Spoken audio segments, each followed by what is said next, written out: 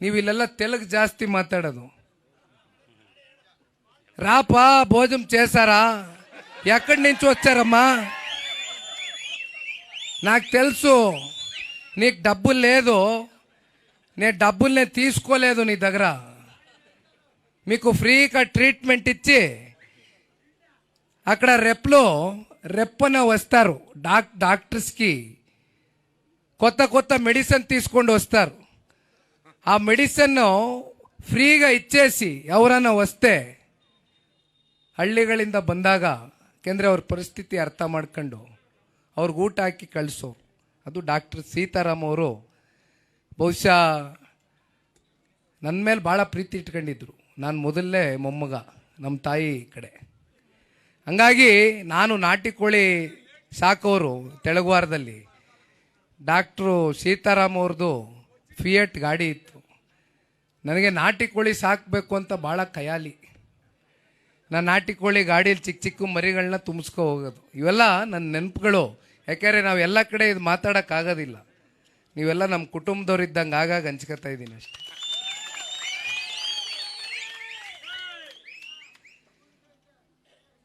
ಜನರೊಂದಿಗೆ ಜನತಾದಳ ಕಾರ್ಯಕ್ರಮ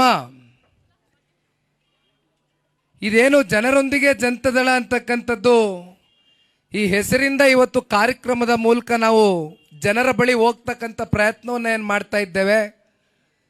ನಮ್ಮ ಪಕ್ಷಕ್ಕೆ ಇದೇನು ಹೊಸದೇನಲ್ಲ. ಜನತಾದಳ ಪಕ್ಷ ಹುಟ್ಟಿರ್ತಕ್ಕಂಥದ್ದೇ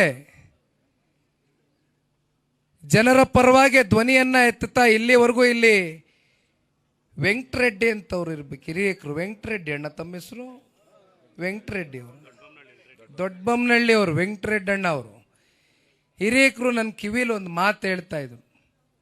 1985ನೇ ಇಸ್ವಿನಲ್ಲಿ ದೊಡ್ಡಬೊಮ್ಮನಹಳ್ಳಿಗೆ ಸಿ ಬೈರೇಗೌಡರಿದ್ದಾಗ ದೇವೇಗೌಡರು ಸಾಹೇಬರು ಬಂದಿದ್ರು.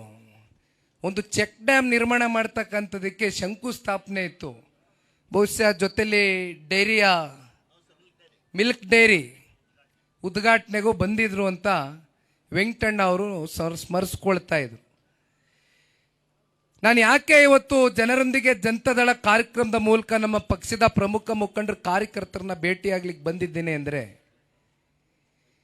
ಇವತ್ತು ವೆಂಕಟಣ್ಣ ಅವರ ಹಿರಿತನ ಬಹುಶಃ ಅವರು ತಲೆಮಾರುಗಳಿಂದ, ನಾನು ಹುಟ್ಲಿಕ್ಕಿಂತ ಮುಂಚಿತವಾಗಿ ಪಕ್ಷದಲ್ಲಿ, ಯಾಕಂದ್ರೆ ನಾನು 88 ಹುಟ್ಟಿದ್ದು, 85 ದೇವೇಗೌಡರು ಸಾಹೇಬ್ರಲ್ಲಿ ಬಂದಿದ್ರು ಅಂತಾರೆ. ಅವಾಗಿಂದ ಇಂಥ ಹಿರಿಯಕರುಗಳು ಪಕ್ಷದಲ್ಲಿ ಏನೇ ಅವರಿಗೆ ರಾಜಕಾರಣದಲ್ಲಿ ಬೇರೆ ಬೇರೆ ರೀತಿಯ ಆಫರ್ಗಳು ಬಂದರೂ ಅವೆಲ್ಲವನ್ನ ಬದಿಗಿಟ್ಟು, ಇಲ್ಲ ನಾವು ದೇವೇಗೌಡರು ಸಾಹೇಬ್ರ ಜೊತೆ ರಾಜಕಾರಣ ಮಾಡಬೇಕು, ಜನತಾದಳ ಪಕ್ಷವನ್ನು ಕಟ್ಟಬೇಕು ಅಂತಕ್ಕಂಥ ಮನಸ್ಥಿತಿಯನ್ನು ಹೊಂದಿರತಕ್ಕಂಥ ಹಿರಿಯಕರು ಬಹಳ ಜನ ಇದ್ದಾರೆ ಇವತ್ತು ನಮ್ಮ ಪಕ್ಷದಲ್ಲಿ. ನಾನು ಕೃಷ್ಣಾರೆಡ್ಡಿ ಅಣ್ಣ ಅವ್ರಿಗೆ ಹೇಳಿದೆ,